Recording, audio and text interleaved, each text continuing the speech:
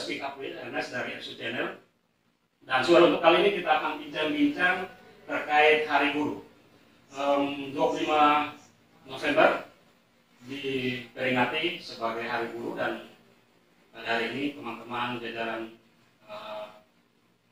PGRI Rotendao melakukan sebuah upacara memperingati Hari Guru itu, dan saya berada di ruang kerja dari Ketua PGRI Kabupaten Rotendao, Bapak Albert Wilson Dano SPD. Selamat siang Pak Albert. Baik, selamat siang. Selamat Hari Guru. Terima kasih. Para teman-teman semua yang masih di depan kelas. Kalau sementara kami di lain arena, tetapi tetap bersikup sebagai seorang guru. Terima kasih. Iya. Hari ini Hari Guru dirayakan secara nasional sebagai perayaan atau peringatan yang ke-75 ya, Pak Albert. Pak Albert bersama teman-teman di PGRI Rotendao merayakannya seperti apa dalam itu, Pak? Baik, terima kasih Pak Ernest. Jadi, Bapak Ibu saudara-saudara sekalian, secara khusus teman-teman rekan-rekan seperjuangan guru yang ada di Rotendao, tetap semangat. Dirgahayu 75 PGRI dan AGN tahun 2020 hari ini tepatnya kita rayakan. Nah, jadi Bapak Ernest ini juga mantan guru, sekarang sudah lebih struktural, tetapi saya kira panggilan Profesi sebagai guru itu tetap tidak hilang ya, tetap melekat. Dan karena hari ini bisa jumpa lagi, saya kira ini semua semangat untuk kita semua.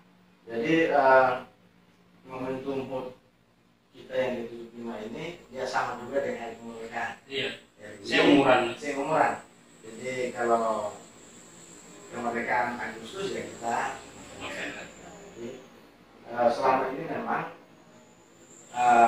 PGRI dan AGN ini karena waktunya sangat dekat dengan bulan tahun Kopri, maka biasanya tingkat kabupaten itu biasanya disebutkan. Tetapi untuk masa bakti kita kepengurusan PGRI di periode ini kita sudah tatap muka di Bupati dengan Kadis kita minta untuk dipisahkan sebab PGRI dan juga Kopri ini dua kelembagaan yang berbeda, walaupun memang guru-guru itu juga ASN, bagian dari ASN. Dan karena itu kita kenapa ini bisa supaya benar-benar guru ini merasa bahwa benar-benar ada hari yang istimewa yang dikhususkan oleh pemerintah melalui keputusan presiden itu untuk betul-betul momen itu dijadikan sebagai hari penting bersejarah, bagian dari sebuah historis refleksi, dan mungkin juga di situ ada nilai-nilai yang jadi singkatnya permohonan teman-teman direstui oleh Ibu. Ya, saya kira dukungan pemerintah daerah terhadap guru melalui wadah PGRI sebagai organisasi berhimpun, organisasi profesi berkelanjutan. Saya kira luar biasa. Tahun ini serupa apa kegiatan dalam rangka memperingati? Iya, jadi sebenarnya kita punya banyak agenda sebenarnya. Iya. Termasuk kita ingin melakukan upacara itu secara terbuka, menghadirkan seluruh guru yang ada di Rotendao untuk terlibat. Tapi karena suasana kondisi kita COVID, sehingga kita untuk kali ini peringatan tahun ini itu kita lakukan secara virtual, dan kita lakukannya di virtualnya menggabungkan diri dengan peringatan secara nasional apa? Tidak.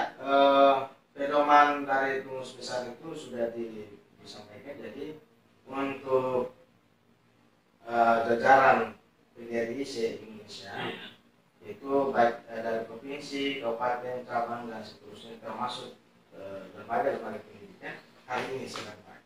Berarti Rotendao satu kanal peringatannya satu di sini dan diikuti kabupaten yang lain. Kalau untuk di lingkup sini diikuti oleh cabang-cabang yang ada di kabupaten dan teman-teman guru yang ada di wilayah. Momentum. Kalau untuk secara nasional itu rencananya itu tanggal 8 November dan itu akan dihadiri oleh presiden itu pun secara virtual. Nah, disitulah kita semua akan ikuti secara bersama-sama. Pak Abe bersama teman-teman guru di Rotendao memaknai momentum Hari Guru Nasional ke-75 tahun ini bagi teman-teman guru di Rotendao itu seperti apa? Ya, saya kira untuk tahun ini sebuah masa yang sangat sulit sebenarnya, karena ketika kita ada sedang bersemangat, ternyata kita kena dampak musibah. Dan saya kira ini sebuah tantangan yang luar biasa bagi dunia pendidikan, khususnya kita para guru, karena sesungguhnya ini kondisi ini akan memaksa kita, baik guru maupun siswa, untuk benar-benar berorientasi pada penguasaan IT. Saya kira itu. Ini satu format baru yang tidak pernah terbayangkan. Ya, memang seperti itu. Jadi ini kita disiapkan untuk ada di depan kelas, di samping murid. Bersama-sama dengan mereka berinteraksi langsung. Tapi kondisi hari ini tidak seperti itu. Jadi saya kira ini menjadi tantangan. Tapi ada sebuah refleksi yang bisa kita juga maknai dari ada hikmah di balik dari musibah ini adalah bahwa kemudian anak-anak ini bisa lebih dekat juga dengan orang tua. Orang tua juga kemudian mengambil peran aktif dalam proses pembelajaran, proses pengawasan, bimbingan dan seterusnya. Jadi memang tahun ini kita untuk supaya teman-teman guru tetap termotivasi, bersemangat, dan melihat kondisi guru itu sebagai pedoman, maka kita tahun ini kita ada lomba ikrar guru Indonesia, dan itu sudah punya hubungan dengan politik. Terus kegiatan yang kedua itu adalah kita besok itu pelatihan IT, model video pembelajaran, model pembelajaran, dan juga aplikasi-aplikasi yang bisa mudah siswa dan juga guru dalam proses pembelajaran. Oke Pak Abed, saya jadi memang ingin tertarik tentang tantangan yang baru saja Pak Abed sampaikan, bahwa pandemi COVID ini menghadirkan satu suasana baru, tantangan baru bagi kita teman-teman guru. Karena kita maklumi bahwa teman-teman guru mungkin sekian persen saja yang akrab dengan IT, apa itu handphone atau internet dan lain-lain. Dan sebagian besar tidak familiar dengan ini. Nah, ini tantangan. Padahal sementara diharuskan untuk menggunakan IT sebagai kanal untuk pembelajaran. Nah, memang sudah sempat disinggung bahwa besok ada pelatihan IT, tetapi Grand Master untuk kedepannya supaya teman-teman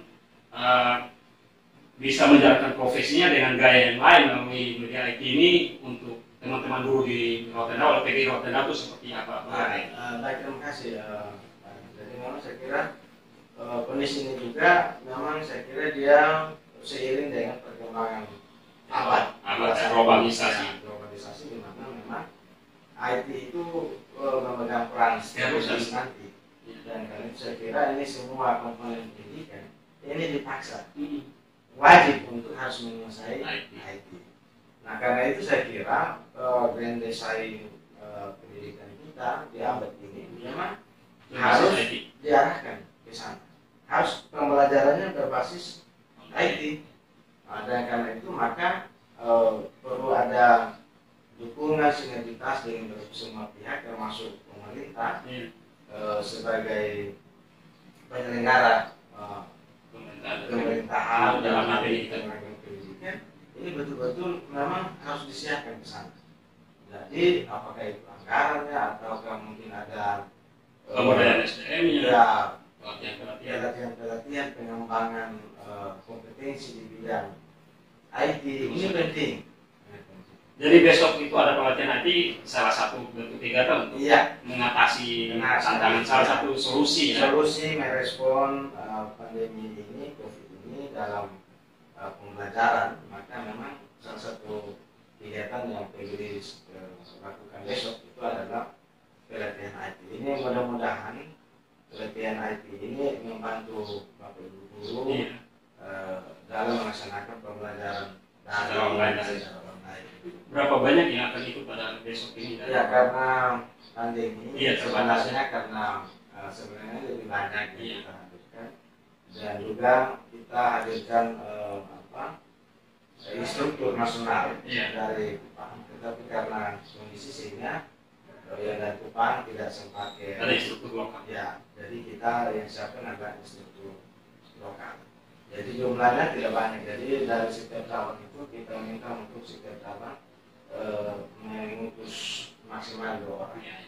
Oke Pak Ade, itu satu tantangan di era sekarang ini. Sebenarnya kita pertama-tama yang kita baca itu adalah globalisasi, yaitu perkembangan teknologi informasi. Tetapi kemudian pandemi ini juga melahirkan tantangan baru yang memang basicnya dari globalisasi. Tantangan lain bagi kita teman-teman guru di lapangan, selain kita kesampingkan teknologi informasi dan dalam tanda petik kasus pandemi COVID ini, tantangan lain lagi yang bagi profesi guru saat sekarang ini apa Pak Ade? Jadi saya kira tantangannya adalah sebenarnya dapat ikutan juga Iya. dari perkembangan globalisasi. Karena apa namanya, perkembangan globalisasi yang begini sangat besar ya. ini kan kemudian menguras tenaga dan bahkan dampaknya juga adalah kepada anak-anak kita generasi kita, karena apa namanya, karena sangat terbuka. Iya, itu akses informasi itu begitu sangat terbuka. Ini kemudian akan mengubah apa namanya, cara berpikir, pola pikir, pola belajar, bahkan mungkin sikap dan perilaku. Nah, karena itu saya kira tantangan kita adalah bagaimana kemudian anak-anak kita ini, oleh para guru kita semua, bagaimana berorientasi juga pada memproteksi mereka, yaitu ya akhlak, iman. Saya kira itu menjadi penting. Karena itu guru saatnya untuk bagaimana kita memahami betul kemampuan dasar anak, yaitu intelektualnya, emosionalnya, moralnya. Ini harus dikawal dari sekarang. Dan itu saya kira tantangan beratnya lebih berat lagi. Iya Pak, saya membayangkan ya. Kalau dulu, minta maaf saya kan sudah 10 tahun di luarannya. Era-era itu ya kita masih yang paling tahu lah seperti itu. Tapi kan dengan era sekarang kan label itu tidak otomatis, karena siswa mungkin materi yang kita ajarkan, siswa sudah lebih dahulu sesi dan mengetahui. Nah, itu tantangan bagi kita juga. Nah, kalau demikian maka sama-sama beratnya antara siswa dan murid tentang menghadapi globalisasi dalam pendidikan pengajaran ini sama beratnya Pak. Kalau ya, saya kira sangat berat, dan saya kira mungkin lebih berat gurunya. Iya. Karena dia menjadi penyaji. Iya, dia menjadi pengaji, dia juga pengawal, dia harus bisa mengontrol. Karena kadang-kadang memang dalam situasi saat ini ada kecenderungan, kadang-kadang guru juga kecenderungan dalam mengawal mengawal moral dari sikap dan perilaku dari anak-anak. Karena apa? Ya tadi dampak globalisasi IT ini. Itu dampaknya sangat besar. Jadi memang guru betul-betul dipaksa tidak hanya menyelesaikan dulu, tetapi elemen unsur-unsur yang tadi saya sampaikan tadi itu menjadi sangat penting. Intelektual, emosional, moral, dan menjadi perhatian serius. Dan bagaimana kemudian model pembelajaran kita arahkan pada kemampuan anak dalam hal materi, dalam hal literasi, dan juga tentu pembentukan karakter. Pak Abe, teman-teman guru ya sangat memahami akan kondisi ini, dan mereka berbenah diri juga terkait perkembangan globalisasi yang mengharuskan kita harus lebih giat lagi untuk mempersiapkan diri. Saya kira itu benar, dan dalam pantauan saya sekarang ini banyak sekolah itu sudah mulai ke arah sana, sudah ada pelatihan pelajaran IT, aplikasi belajar online, platform online, Zoom, Meeting, Classroom. Nah, itu sudah sekarang ini sekolah juga harus belajar ke situ ya.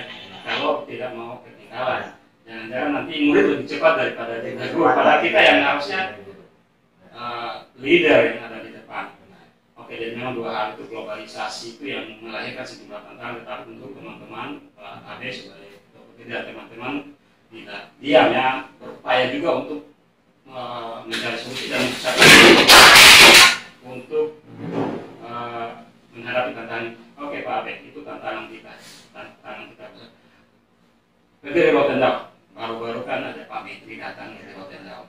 Apa yang PGRI Rotendao suarakan kepada Pak Menteri? Kalau yang pasti ada momentum untuk bersuara, menyampaikan aspirasi dari PGRI Rotendao. Dan bagaimana respon Pak Menteri atas apa yang menjadi aspirasi dari teman-teman PGRI Rotendao? Baik, pertama kita sungguh sangat senang, bangga dan terima kasih kehadiran Pak Menteri Pendidikan di Rotendao. Jadi memang ada secara nasional kita senang, kita bangga ada terobosan-terobosan baru yang Menteri Pendidikan sekarang lakukan dalam konteks ya, dalam pandemi COVID juga. Ada Merdeka Belajar, Iya. terus ada peningkatan anggaran dana pos untuk daerah-daerah 3T, tapi dan juga ada rencana pengangkatan 1 juta guru honorer sebagai ASN 3K. Tetapi kalau kemudian kita bicara dalam konteks Kabupaten Rotendao sebagai daerah 3T, sebagai PGRI sebenarnya saya kecewa. Apa ya? Kalau yang saya kita kecewa karena kami tidak melihat itu ada keberpihakan secara khusus kehadiran Pak Menteri berdampak terhadap pendidikan dan juga guru yang ada di Rotendao. Saya kira itu yang saya kira kami tidak dapat. Kami tidak dapat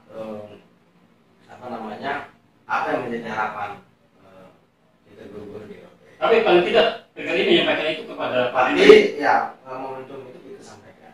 Pertama adalah kita sampaikan kepada Pak Menteri bahwa karena kita daerah 3T sesuai dengan Perpres 63 tahun 2020 itu jelas bahwa Rotendao itu daerah 3T, daerah tertinggal dan juga daerah terdepan terluar. Jadi kalau tertinggal itu yang terpencil dan yang terdepan terluar itu berarti perbatasan.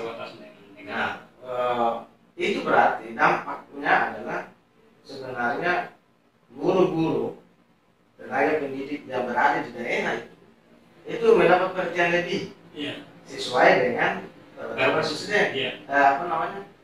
Perpres Peraturan Presiden itu yang daerah terpencil itu mendapat tunjangan, yang terbelakang itu mendapat tunjangan terpencil, yang terdepan terluar mendapat tunjangan perbatasan.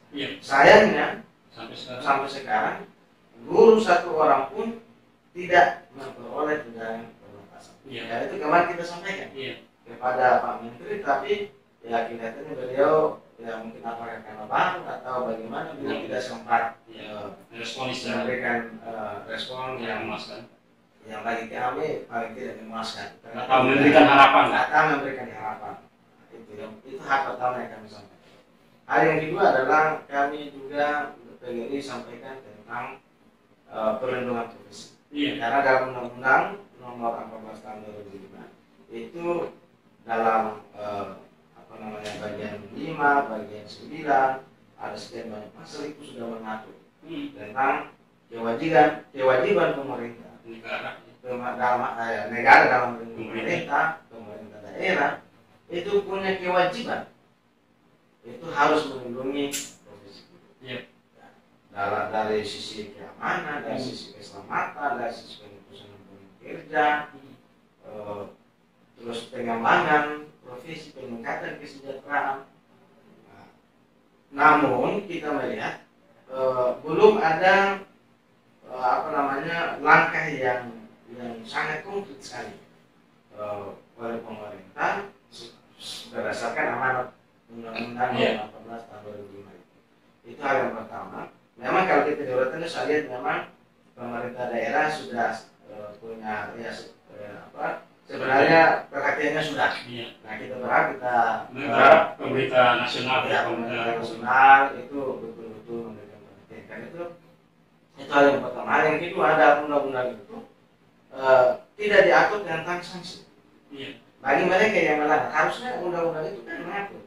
Bagi yang melanggar terhadap undang-undang itu apa dampaknya, itu tidak diatur. Nah itu yang kami sampaikan. Jadi kami melihat bahwa undang-undang ini sudah ada, tetapi pemerintah belum secara serius, belum sepenuh hati melindungi. Masih ada yang kurang. Masih ada yang masih perlu ditambahkan, dan juga paling tidak ada komitmen will dari pemerintah.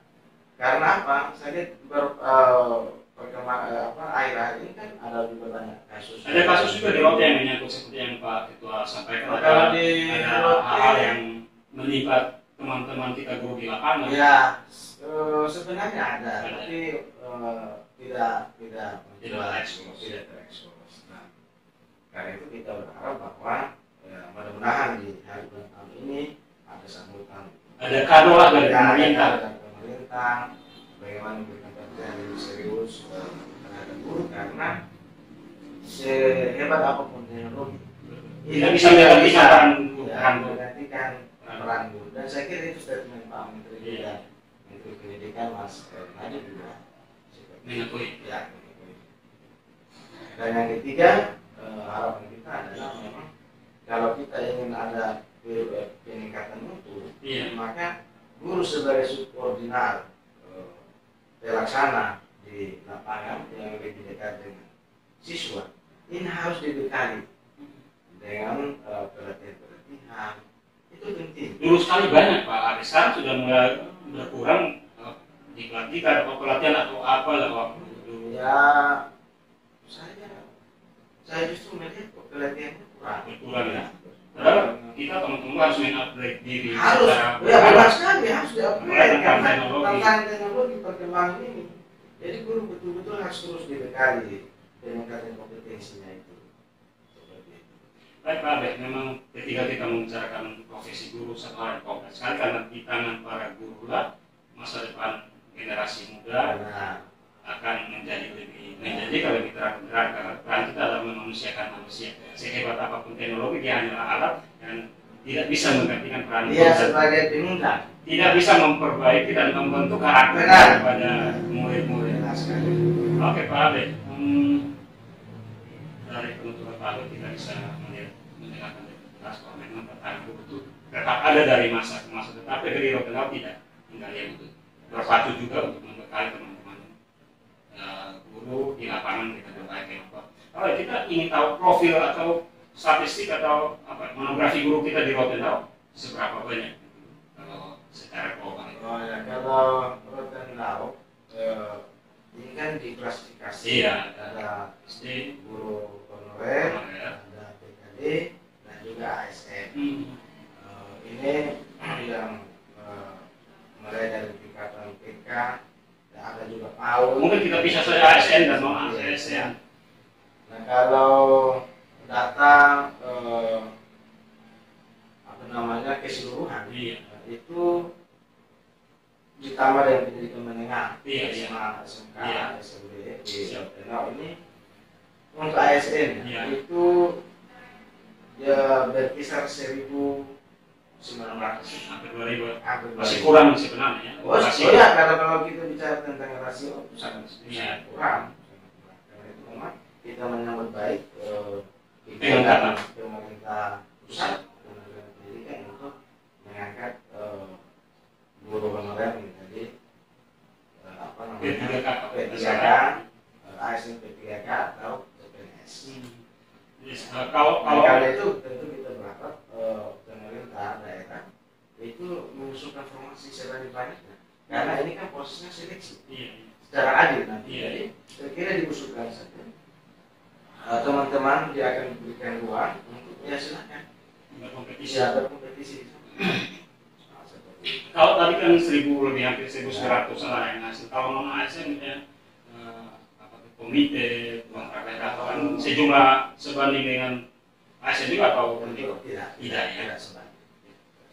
Tapi ya cukup ya banyak juga, dia berkisar hampir sekitar dari sekitar 800 ada. Abe, memang peran guru itu sangat sentral dalam pendidikan dalam pembangunan nasional, terutama bentukan karakter generasi muda, karakter bangsa, karena di tangan gurulah masa depan atau potret bangsa dan negara ini kita bisa lihat tentu ya. Dan karena itu tentu PGRI tetap berbenah diri untuk mencapai idealisnya sebagai profesi yang memanusiakan manusia. Benar sekali, karena memang PGRI ini kan tadi dengan kata saya bilang bahwa ini organisasi profesi dan organisasi kultural. Iya. Dan PGRI itu sangat mengharapkan dalam motto profesional, bersejahtera dan bersolidaritas. Jadi guru dia profesional, dia harus sejahtera, tapi juga harus soliditas, tentang soliditas atau solidaritas, bahwa sesama guru kita terus bergandengan, terus ini saling bantu membantu. Iya. Terima kasih Pak Abe. Mungkin next time kita bicara lain lagi dalam langsung. Tetapi pada saat momentum Hari Guru Nasional hari ini, perbicaraan kita kiranya pasti bermanfaat bagi masyarakat. Terima kasih Pak Ernest, PGRI untuk Indonesia, dan tentu harapan saya pesan terakhir untuk teman-teman guru di lapangan di berbagai jenjang dan berbagai lokasi. Baik, jadi tentu sebagai PGRI kita mengharapkan teman-teman rekan-rekan guru seperjuangan, baik itu PNS maupun non PNS, tetap bersemangat, dedikasikan diri kita seutuhnya untuk kepentingan bangsa dan negara, Untuk memanusiakan manusia. dan untuk memanusiakan manusia. Karena disitulah Panggilan dia, tugas mulia. profesi guru dimuliakan. Saya kira itu, dan jadikanlah kode etik guru itu sebagai acuan dan pedoman dalam melaksanakan tugas profesi kita dimanapun kita berada. Well, Kira itu saja. Terima friend, kasih. inilah speak up kita bersama Pak Albert Dano, SPD, Ketua PGRI Kabupaten Rotendao, bertepatan dengan Hari Guru Nasional yang terjadi pada tanggal 25 November 2020. Terima kasih, kiranya bermanfaat. Terima kasih Pak Abe. Salam untuk teman-teman. Terima kasih.